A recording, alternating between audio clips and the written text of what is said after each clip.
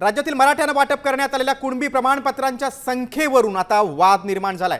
राज्यात 12 लाखांपेक्षा जास्त कुणबी प्रमाणपत्रांचं वाटप केल्याची माहिती राज्य सरकारने दिली।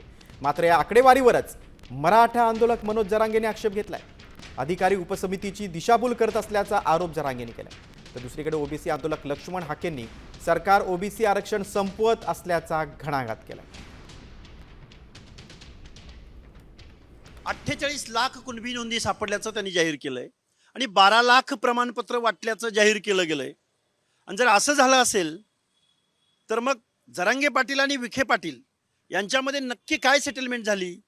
मग एका बाजूला ओबीसी आमचा डीएनए म्हणणाऱ्या भारतीय जनता पार्टी आणि त्यांच्यामधल्या शिंदे असतील किंवा पवार असतील, या सगळ्यांनी मिळून ओबीसीचं आरक्षण आज रोजी महाराष्ट्रातलं संपवलेलं आहे। मला तरी असं वाटतं की हे मिसगाईड करते मंत्रिमंडळाच्या उपसमितीला अधिकारी वर्ग सगळा। हे सत्य आहे, कारण ज्यावेळेस शिंदे साहेबांची समिती नियुक्त केली गेली आणि त्यांनी ज्यावेळेस त्या काळात नोंदी शोधल्या त्यावेळेस 58 लाख नोंदी शोधल्या गेलेल्या, 48 लाख ते सापडले म्हणतात नोंदी शिंदे समिती।